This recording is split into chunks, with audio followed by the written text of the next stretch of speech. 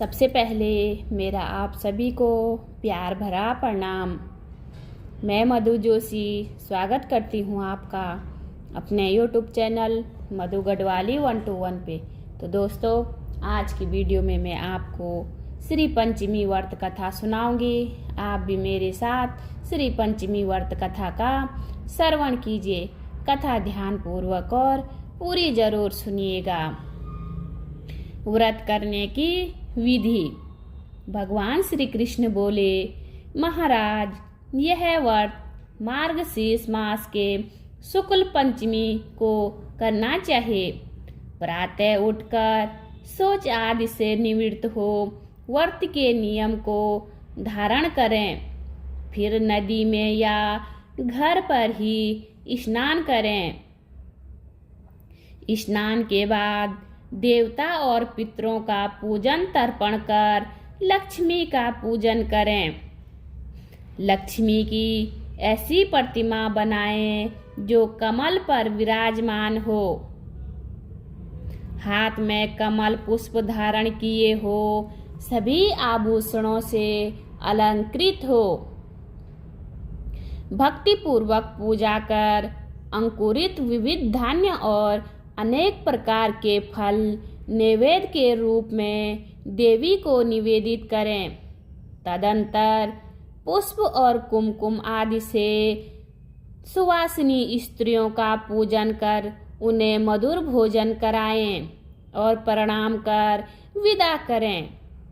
एक प्रस्त सेर भर चावल और घृत से भरा पात्र ब्राह्मण को देकर श्री सह संप्रियताम इस प्रकार कहकर प्रार्थना करें।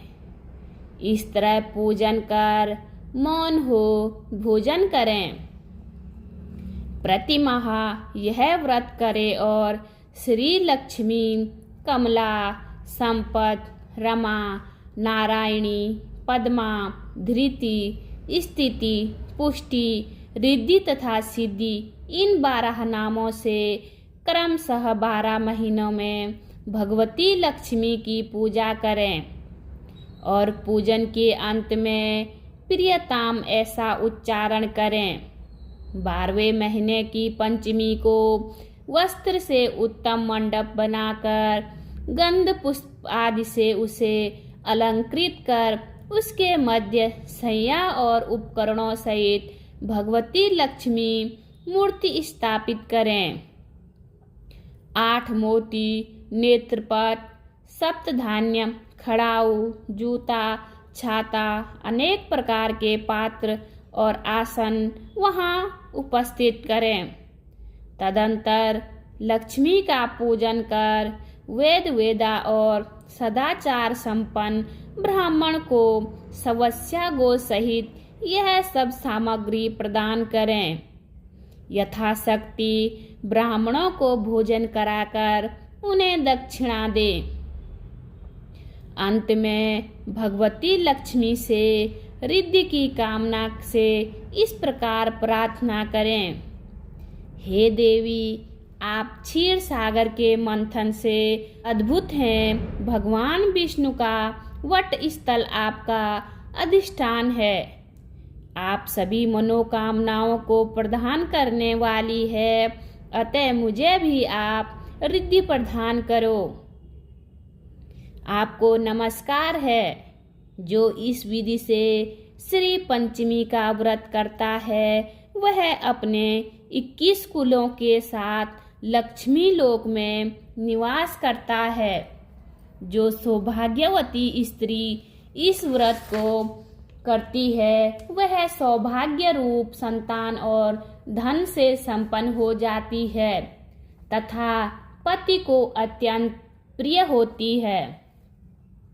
उनके नाम इस प्रकार हैं: लक्ष्मी, श्री कमला, विद्या माता, विष्णुप्रिया, सती, पद्मालया, पद्महस्ता, पद्म साक्षी, पद्म सुंदरी, भूतेश्वरी, नित्या, सत्या, सर्वगता, शुभा, विष्णु पत्नी, महादेवी, क्षीरोदंता, क्षीर सागर की कन्या, रमा, अनंत लोक, नाभि, अनंत लोगों की उत्पत्ति का केंद्र स्थान।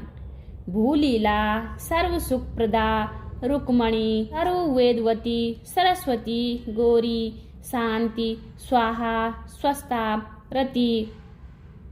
नारायण वराहो श्री विष्णु की सुंदरी पत्नी तथा विष्णु नित्यानुपायिनी सदा श्री विष्णु के समीप रहने वाली, जो प्रातःकाल उठकर इन संपूर्ण नामों का पाठ करता है उसे बहुत बड़ी संपत्ति तथा विशुद्ध धन्य धान्य की प्राप्ति होती है।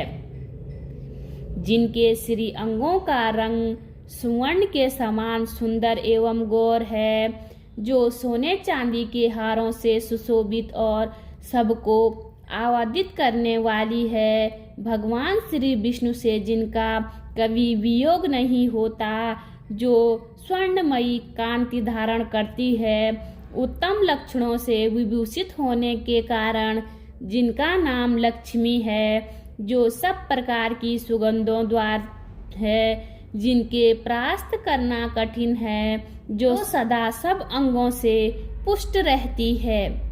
गाय के सूखे गोबर में जिनका निवास है तथा जो समस्त प्राणियों की अधीश्वरी है, उन भगवती श्री देवी का मैं यहाँ आह्वान करती हूँ।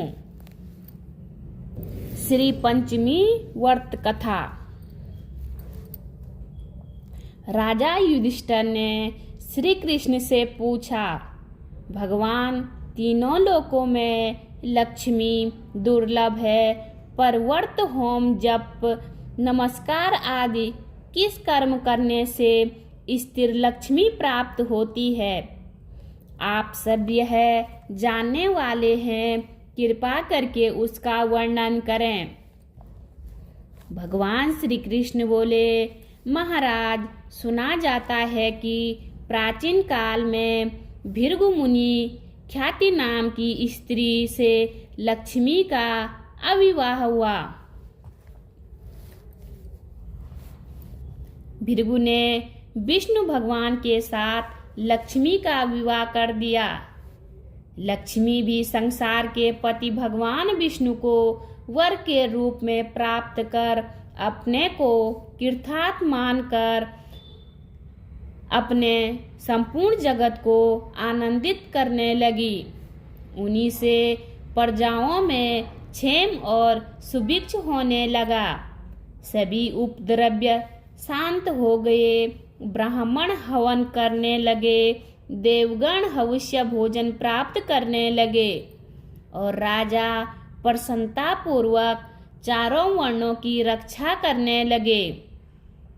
इस प्रकार देवगणों को अतीव आनंद से निमग्न देखकर विरोचन आदि दैत्यगण लक्ष्मी की प्राप्ति के लिए तपस्या एवं यज्ञ आदि करने लगे। वे सब भी सदाचारी और धार्मिक हो गए।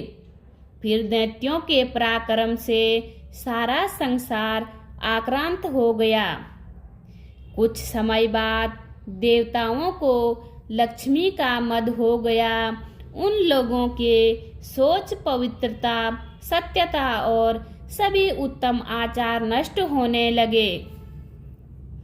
देवताओं को सत्य आदि शील तथा पवित्रता से रहित देखकर लक्ष्मी दैत्यों के पास चली गई और देवगण श्री विहीन हो गए।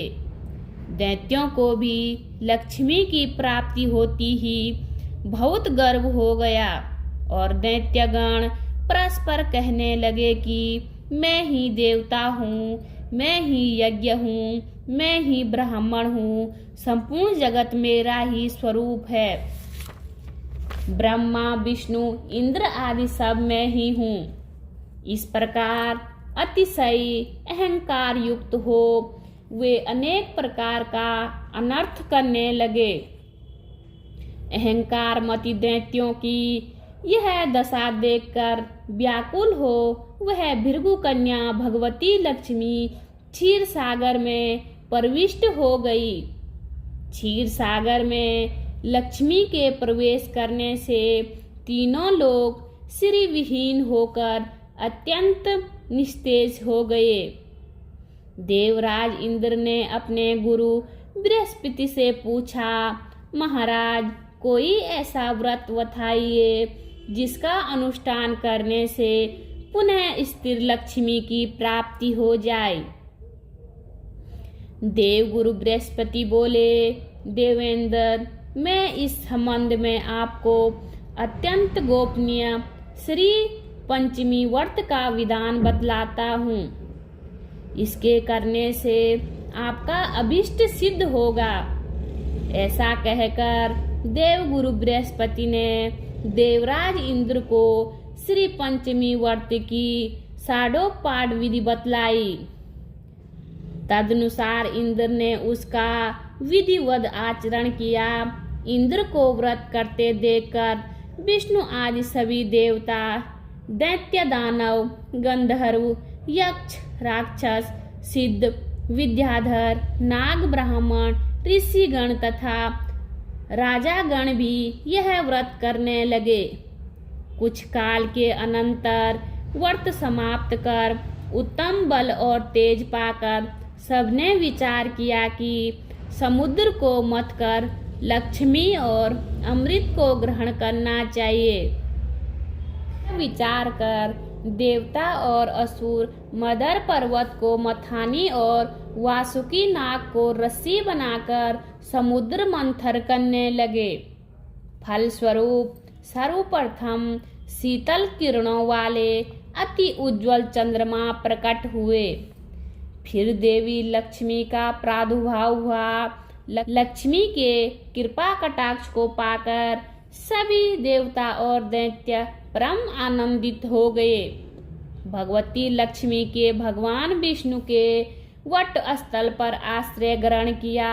भगवान विष्णु ने इस व्रत को किया था। फलस्वरूप लक्ष्मी ने इनका वरण किया। इंद्र ने इस व्रत को किया था, इसलिए उन्होंने त्रिभुवन का राज्य प्राप्त किया। दैत्यों ने तामस भाव से व्रत किया था, इसलिए ऐश्वर्य पाकर भी वे ऐश्वर्यहीन हो गए। महाराज, इस प्रकार इस व्रत के प्रभाव से श्री विहीन संपूर्ण जगत फिर से श्री युक्त हो गया। महाराज, युधिष्ठिर ने पूछा, यदुतम, यह श्री पंचमी व्रत किस विधि से किया जाता है? तब से यह प्रारंभ होता है और इसका पारायण कब होता है? आप इसे बताने की कृपा करें। बोलिए लक्ष्मी माता की जय। उम्मीद करती हूँ आपको वीडियो पसंद आई होगी। वीडियो पसंद आए तो वीडियो पे लाइक कीजिए, कमेंट कीजिए, अपने दोस्तों के साथ शेयर कीजिए। चैनल पे नए हो तो सब्सक्राइब जरूर कीजिए। मैं मधु जोशी मिलती हूँ आपको अगली वीडियो में। तब तक के लिए बाय बाय, धन्यवाद।